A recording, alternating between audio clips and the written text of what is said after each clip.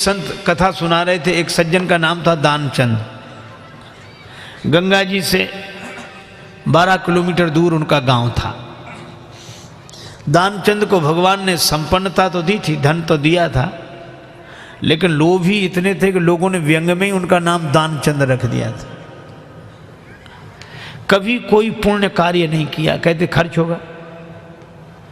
तो पत्नी ने कहा कि गंगा जी नहाया 12 किलोमीटर दूर हैं, इसमें क्या खर्च हो रहा है, चले जाओ।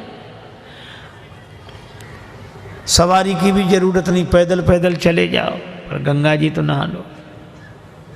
ठीक है, बहुत कहा तो सोचा जीवन में एक बार गंगा जी नहा लें, क्या हर्ज है, 12 किलोमीटर दूर है गंगा जी, जा पैदल पैदल गया, खर्चा कौन करे सवारी। अब गंगा जी किनारे पहुंचकर सोचा घाट पर नहीं जाएंगे, वहां पंडा लोग रहते हैं, पंडा कहेंगे कि दान दो। तो मुर्दा घाट पर गए।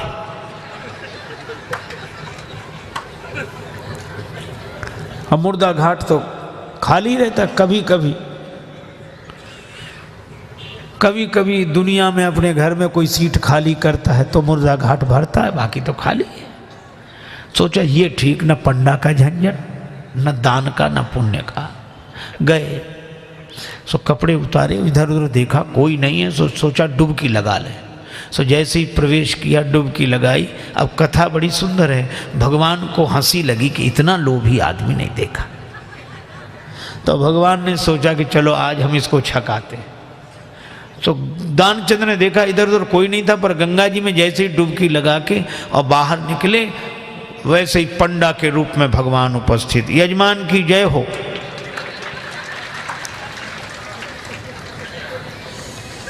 दानचंद बोले तुम कौन हो? भगवान ने कहा कि हम पंडा हैं, संतोषी ब्राह्मण हैं, इसी घाट पे पड़े रहते हैं। दानचंद बोले मुर्दा घाट भी नहीं छोड़ा। पंडा जी बोले हम संतोषी ब्राह्मण हैं और घाट पर तो और पंडा लोग रहते हैं, हम तो यहीं पड़े रहते हैं, और हमारे लिए कोई ना कोई आप जैसा यजमान आ जाता है, 1-1 वर्ष तक का खाने पीने का इंतजाम कर देता है।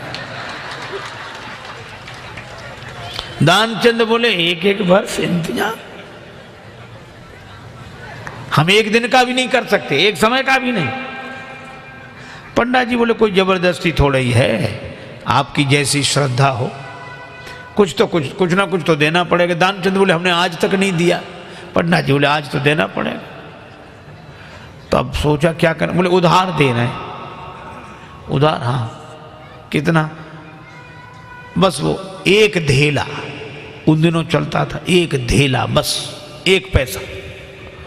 भगवान ने कहा चल दिया, तो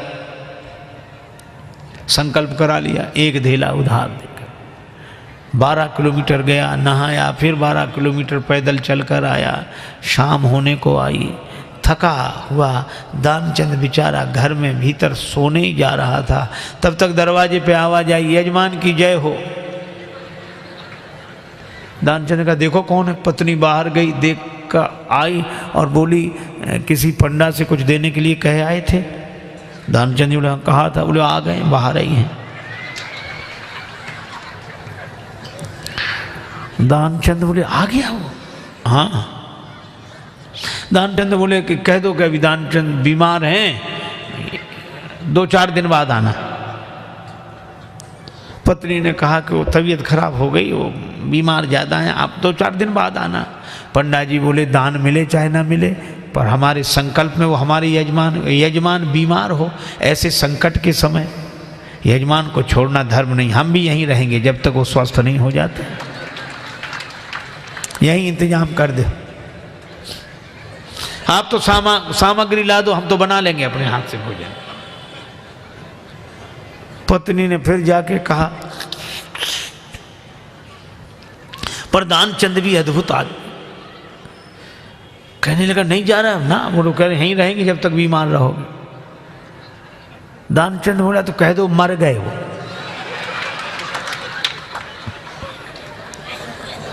तो ये ऐसे कैसे कह दें?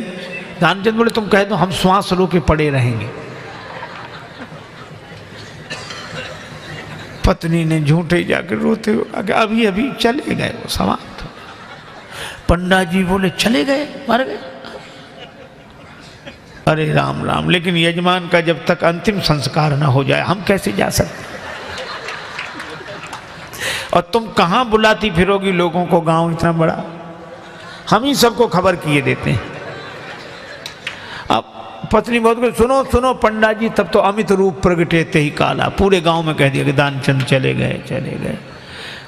अच्छा, लोग सचमुच इकट्ठे हो गए और भगवान को भी मन में हंसी लगे, ऐसा जिद्दी आदमी श्वास रोके पड़ा। लोगों ने उसे मुर्दा समझकर उठाया। अब उसकी पत्नी रोवे, और वो सही में रोवे, वो कहे ये मरे नहीं हैं। और गांव वाले कहते जाने वाला तो गया, ये तो तुम्हारा मोह है। वो कहे कि नहीं मरे, गए वो तो। वो बेचारी रोती रही, कौन सुने। दानचंद को उठा लिया, बांध लिया, और वो भी बंध गया। भगवान ने कहा कि हद हो गई, ऐसा आदमी हमने नहीं देखा। भगवान को लगा कि सब हमसे हार जाते हैं, आज हम हार गए इससे। ले गए, चिता पर रख दिया, अग्नि लगने वाली थी।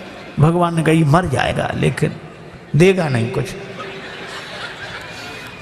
तो भगवान ने कहा कि यजमान के कान में हम कुछ मंत्र बोलेंगे। हाँ ठीक है। सो भगवान ने कान में कहा, आया हूं बैकुंठ से तुम हित नाता जोड़। भगवान ने कहा कि हम हार गए, हम भगवान हैं, बैकुंठ से आए, तुमसे नाता हमने जोड़ा।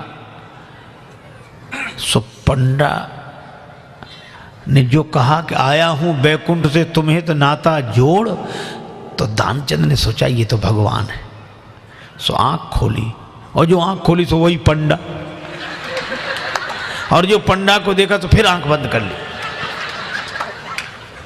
भगवान ने कहा कि हम तुमसे कुछ नहीं लेंगे, मांग ले हो वरदान कछु, तुम ही हमसे कुछ मांग लो। तो दानचंद क्या बोला, बोले धेला दीजिए छोड़, बस वही छोड़ दो और कुछ नहीं चाहिए। अब बोलो, ये लोभ की अति, इतनी अति।